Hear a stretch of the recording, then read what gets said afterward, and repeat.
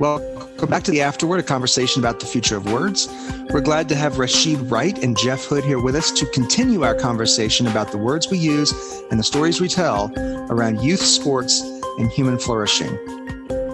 Jeff, I got a question for you. What does it take to bring together two communities who are perceived to be at odds with each other? Even if everyone likes sports, just playing ball won't overcome years of antipathy and mistrust, right? Wow. A number of things. First, willingness. There has to be a willingness from both sides of wanting to come together. Because it's like this adage, right? That when I've been married for 30 plus years, right? And every now and then I'll speak to a young person that's on the verge of marrying or getting ready to get married. And I tell them, you hear people saying to couples, marriage is what you make it, right? I personally don't agree with that because what I may want to make it may be very different than what she may want to make it, right? So it needs to be combined about what it is that intrinsically that both people can bring to the table that benefits each other sometimes. And then sometimes it's okay for you to do what benefits you and for her to do what benefits her. They don't always have to coincide with each other, but there's a willingness and acceptance to be able to accept indifference, right? And that's where communities, when they need to come together, it's first, let's identify the indifference, but let's also talk about what the commonalities are, because there's still commonalities in all of these opportunities and within these relationships. But piggyback on what Rasheed was saying earlier, you have to be willing to look at people as who they are and not infuse what you want them to be, right? If you are you and you are being your best self, then that's cool. Nowhere in there does it have to relate to what makes Jeff happy. It has to be what makes you happy. And within that, to me, that's the biggest thing, is being willing to address the commonalities and then the ability to be able to say, okay, these are areas where we are not common, but to talk through those as well. Sometimes it's okay to be indifferent, and have a difference of opinion. That's okay. You have to be able to accept that. You have to be willing and open to accept indifference from somebody else, and both people can agree to disagree and coexist, and that's okay. That's what life is.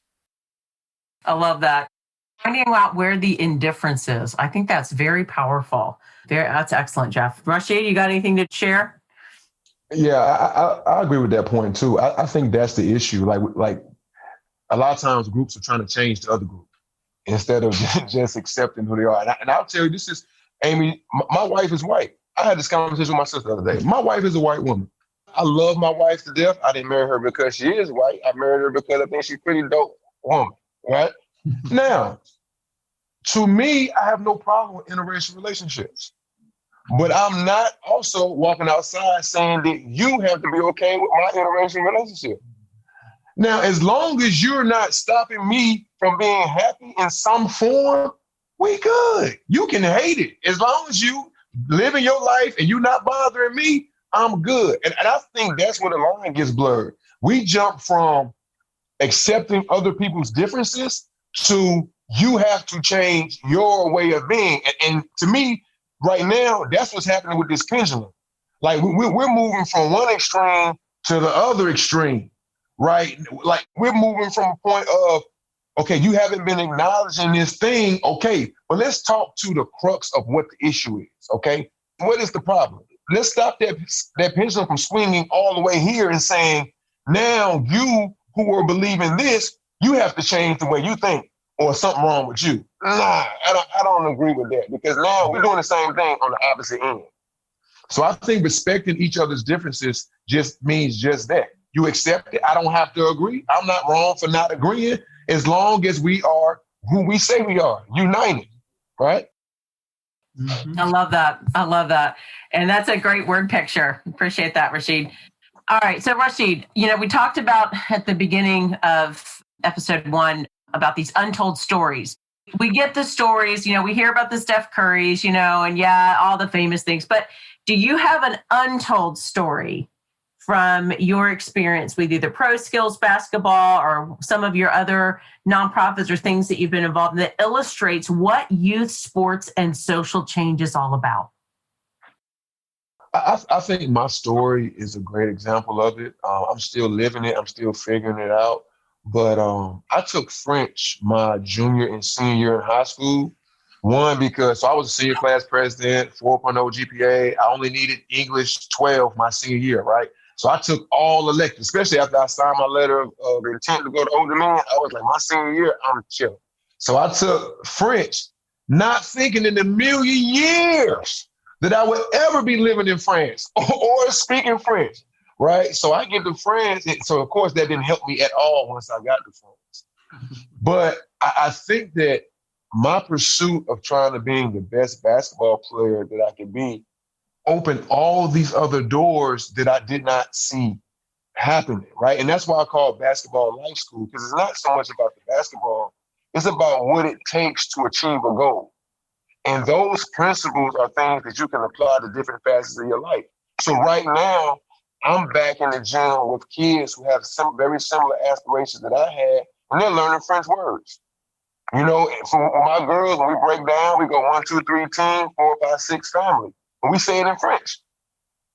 It's sharing, man. It's the experience. It's the experience on so many different levels. It is the experiences that you go through, and then you learn powerful messages or when you have powerful experiences, then you come back and you give that, you share that with somebody else, and you help somebody else through their journey. I think that's the most powerful thing about youth sports. Awesome. I love that. Jeff, have you got an untold story? Well, I don't know if it's so much of a story as so much as, I think it's if I had to pick one word, it's inclusion, right? And I think we can get so built up on things being so territorial, and I think sometimes that has an evil way of casting dispersions upon people, and it throws up walls. I'll take Rasheed. He just stated, that he's who he's married to and all of that. If that's what makes him happy, why should it bother anybody else, right? What difference does it make? Because at the end of the day, he's living with her, not you, And you bring that to a youth sports relationship, right? If I want to have this, let's say a 5'6" guard guarding a 6'5" player, and everybody in the stands like, what in the world is wrong with that coach? What is he doing? Why does he have this little kid guarding this 6'5" big kid? Well, the thing about that story is this. First of all, that coach has practiced a lot more with that 5'6" kid than you, the spectator, has. Okay? That 5'6" kid may be guarding that 6'5" kid is because every time that 6'5" kid seeks to dribble the ball, that 5'5", 5'6" kid is going to be right there to try and steal it from him, which then takes the emphasis off of what that 6'5" kid may be able to do well.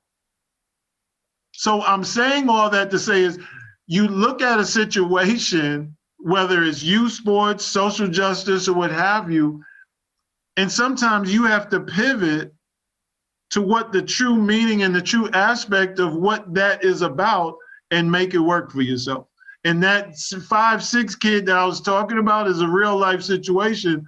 That's Muggsy Bogues. Mm-hmm. That's my good friend Muggsy Bogues that at 5'6", 5'3", was never expected to have a 12-year NBA career.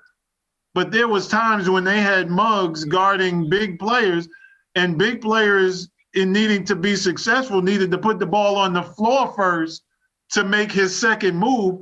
Well, if you got a 5'3" kid on you, well, you ain't going to put it down because he's going to steal it from you. That automatically puts it 6'5" player in another situation to be uncomfortable. I'm just loving this. This is great. And these are the great stories. And yes, sometimes we hear about those out in the world, but it's good to be refreshed. And again, I really appreciate what both of you are sharing is that, yes, we're talking a lot of basketball right now, but we're also talking a lot of life right now. And Rasheed, I'm going to skip to you. What advice would you give to a community leader about the power of youth sports to change a neighborhood? And you mentioned this a little bit in our previous episode about, why do we call a project the projects, right? Mm-hmm. Okay. Right. In this whole idea of how do you transform a city and what is the power? What would you tell that community leader who's listening to this podcast today and going, you know what, man, I don't have anything like Pro Skills. I don't have a pals in my community. What would you tell that community leader? One, be a open and honest listener. Listen to the kids. Do your due diligence to learn who these people are, who their parents are, where they come from. But then do your history, do your homework on that community. Whatever community it is, do your homework.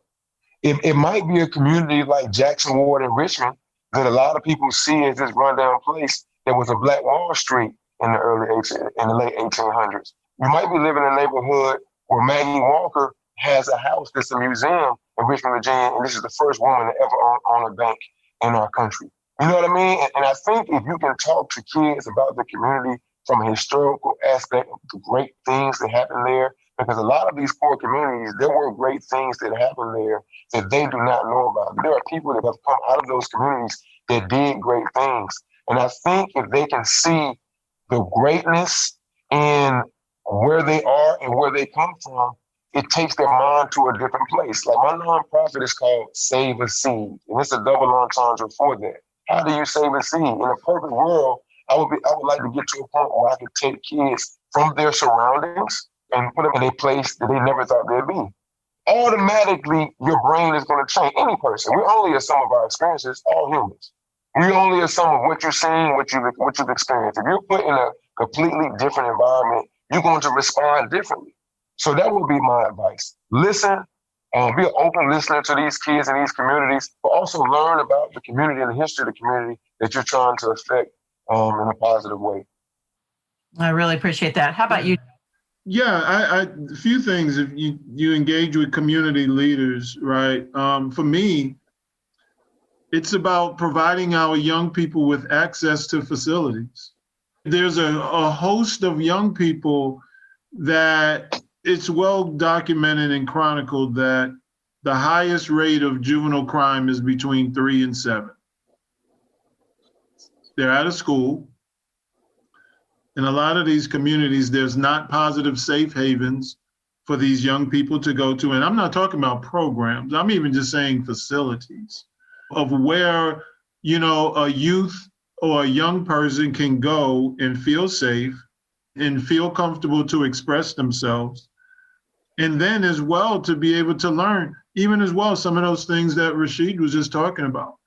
We have young people in these communities, they don't even know the history of their community, but I would say definitely speaking to these community leaders about gaining access to facilities and safe havens so that good work can continue to take place. And, I know in the first segment was talking about access and all of that to different things. If there are community deserts where these young people don't have access to not just sports, but they don't have access to internet, they don't have access to computers and these types of things, well, yeah, if they leave school and need to look up some things or homework and all of those things, and they don't have those things that young people of privilege may have in other communities, but they're expected to play on the same level playing field. They can't. They cannot be on the same level playing field of those of privilege if they are going home to no computers, no internet, no access to any of those things to where that they can help them to be successful and achieve. So that's what I would say as well, of just making sure that, there's tangible things for those of privilege versus those not of privilege, because they all need to play on the same level playing field. Wow, I really appreciate that. And I think, we've had several episodes on, the reentry after prison and talking about, how do we stop that pipeline? Mm-hmm. And one of those things that you're talking about is access, and having access to programming that can change the return on investment is huge. Right. Yes, yeah. For sure. Well, we have a signature question that we like to end every conversation on the Afterword podcast with, and it's this. What is a metaphor to help us understand the social potential of youth sports? Whoever wants to bite at that first, go for it. What's a metaphor to help us understand the social potential of youth sports? I say it all the time. I probably say it at least 5 times a day. Life school. This is life school. This is my mission. This is my passion. For a long time, I viewed myself as a basketball player. Now, at almost 40 years old, I see the basketball was the vehicle to open my mind to so many things and then put me in the position to give back and teach and continue to learn myself.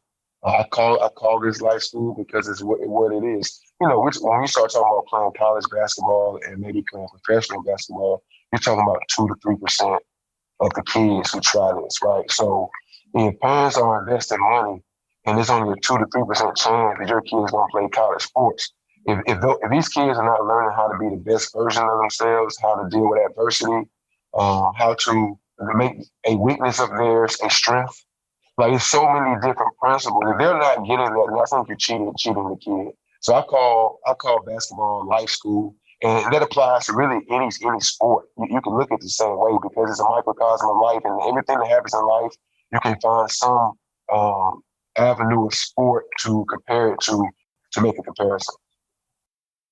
Wow, you are ready. For. And I would say seek to be your best self, because just so happens you may wind up being just that. Ooh, I love that. Seek yourself, because you may end up just being that. Awesome. To me, it just that really kind of says it all, right? Is because sometimes, our young people can get beat down so much and we hear those things that you'll never amount to anything and, and all of those things. And we have to continue to build our young people up to help them to understand that they can be great and they can be achieving. And it doesn't necessarily have to be in sport. Look, there's a lot of people that's making a lot of money in sports and they're not playing. General managers make a lot of money. Agents make a lot of money. So if you want to be involved and engaged in sport, you can still be engaged in sport, but be open to say, okay, there's other areas that I can be successful around this sport that I love, but I may not be playing. There's only 15 people that can be on basketball. Only 15 people that's going to be on the team. There's only going to be 53 people that's going to play professional football on the team. Somebody's going to have to coach them. Somebody's going to have to be the general manager. Somebody's going to have to be their agent. Somebody's going to have to be director of player personnel. So, there's a whole host of other opportunities that you can still be the best you and still seek to achieve it. I love that. That's awesome. Thank you guys so much. Wow. Holland, this has been an amazing conversation, right? Jeff, where can folks learn more about your work or connect with you or your organization? They can't. Leave me alone. No, I'm just kidding. What was that, Jeff, about being your best self? No, I'm joking. And please edit that part out. National Pal, the CEO for that organization. So nationalpal.org has all of my pertinent information, email address. It even has my cell phone number. And a lot of people, several of these shows that I've done, and people's like, well, Jeff, how can somebody get in touch with you? And I start calling out my cell phone number. And people's like, Jeff, you're seeing yourself. You're doing yourself. I know.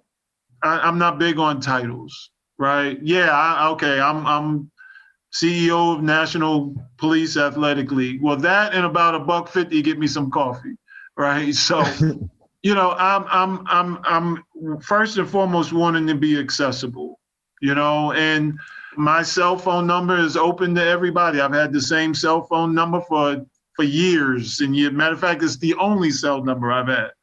And I just want to make sure that if there is someone, especially a young person, that may have some struggles or may want to have some conversation and dialogue, feel free to give me a call, and if it goes left, and not just young people, but anybody, if conversation goes left, I'll give everybody one conversation, and if it doesn't go right, I know how to block you.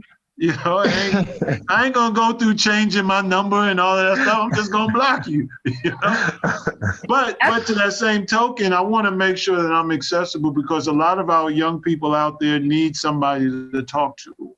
Sure. And if I can be that bridge for someone, I'm willing all day and twice on Sunday, to be able to have that conversation and communication with someone. So yes, on our website, nationalpal.org, is my email address, and yes, my cell phone number. Well, we will link it to our show notes, so everyone will be able to have the access to Mr. Hood. I love it. Thank you so much. Sure. Rasheed, how can listeners connect with you and learn more about what you're doing? Like my name is Rasheed Wright, so you can go to Facebook, Rasheed, just type in Rasheed Wright, you can find me. On Instagram, my Instagram handle is RAW_eternal, ETERNAL 8, so that's raw_eternal, that's just my initials. And also Pro Skills Richmond, so Facebook, Pro Skills Richmond, on Instagram, at Pro Skills Richmond, or you can go to our national website, which is proskillsbasketball.com. We're currently in 10 states and 12 cities. We have 9 cities joining us in 2021. I'm the director here in Richmond, Virginia, and also saveaseed.org.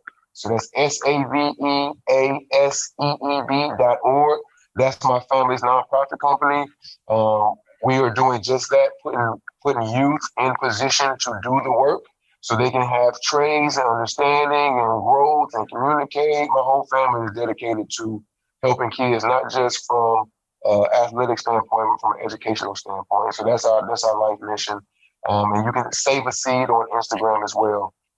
You can reach out to me and leave a message. I'm just like Jeff. My cell phone number is on all these things as well. Sometimes I have to put my phone on mute because it won't stop. But to Jeff's point, I think it's important to be accessible. Thank you guys very much. Join us next week for a discussion on outdoor education. We'll talk about how words and stories shape the way we think about learning without walls and without technology. We want to ask you to please leave us a review, rate us on Apple Podcasts. You can also find us on Google Podcasts or wherever you listen to podcasts, and become a subscriber to the Afterword podcast.com, because it does help keep the conversation going. And please, as always, remember, you are welcome at our table.